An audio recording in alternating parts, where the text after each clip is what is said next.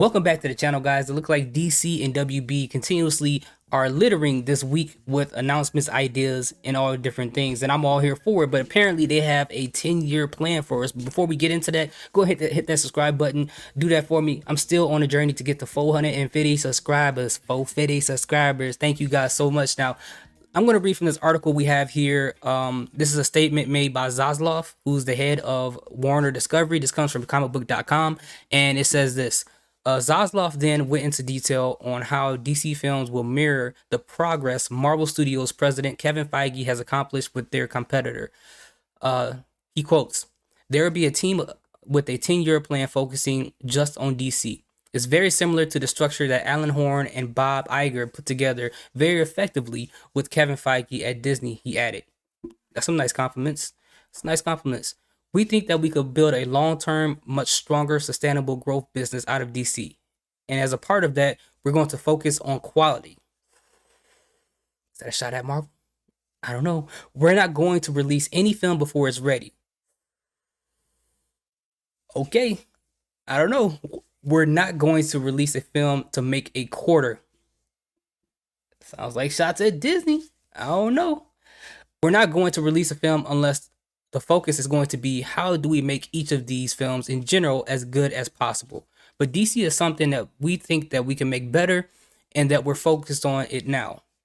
We have some good DC films, some great DC films coming up: Black Adam, Shazam, and Flash." That's interesting because I guess that means that they're really going to still release that. "And we're working on all of those. We're very excited about them." Now, this is great because, we didn't really hear this from the previous person that was over WB. But also, here's what I think. And I don't want to be a Debbie Downer. I'm just telling you guys exactly what I think. I'm not trying to be this negative person. I'm just curious here with this being a 10-year plan. And what I've noticed, and I know you can't trust what people say online all the time, that, people just say things, but I've noticed that the conversation of superhero fatigue has come up a lot in the past couple of months.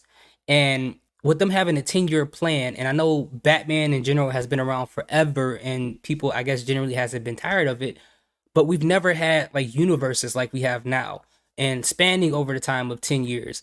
And with people having superhero fatigue, I wonder what they're going to do within the next 10 years to kind of stay afloat of that. Because if that is the case, if most people are having superhero fatigue, what can they do to gain their interest and keep their interest? Because I feel like that superhero movies have went through different types of genres, and there's only so much you can really do to make a superhero movie unique. I mean, I think the most unique thing that I've heard so far recently that came from any type of superhero slash villain movie was them making Joker 2 a musical. And whether you like it or not, that's something a little different. I mean, I feel like when I watch superhero trailers, for the most part, I know exactly what to expect. I know what type of beats I'm going to get out of it, and what's kind of going to happen in the film. Like, I kind of already know what I'm about to get into.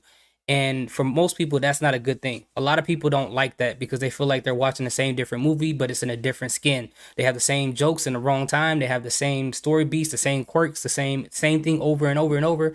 And people are getting tired of it, kind of like they've gotten tired of like vampire movies when that was the phase, or the phase when they had like the teen lead female based upon a novel or a book, like was it the Hunger Games, and then you had Divergent, and then movies like Maze Runner, which I know there's a male lead actor in that role.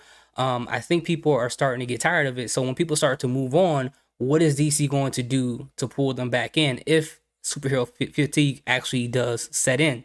I'm not gonna lie to you, I'm feeling the fatigue a little bit, but I think we have to blame mostly Marvel for that because they pump out so much content that people are starting to get overwhelmed with it, and it's everywhere to people where people are starting to get tired. Like, I think you should just allow people to wait and then just figure it out later, or whatever shows that you're about to come out with, turn those into comic books. Go back into the actual physical comic book industry as opposed to creating shows just to add them onto a streaming service and just keep pumping them out to people. Because once you keep pumping them out to people, people are going to get tired of whatever that content is. It doesn't matter what it's about. It doesn't matter what it is. People will eventually get tired of that specific content. But I don't know. I mean, I think this is good news. I guess since they have a plan, that's great. But what do you guys think? Do you guys think that superhero fatigue is a real thing? Are you guys feeling it? Do you guys think superhero fatigue will affect this 10-year plan that they have set up? And do you think it's a bad thing that they're trying to copy the model of Disney Plus and of Kevin Feige?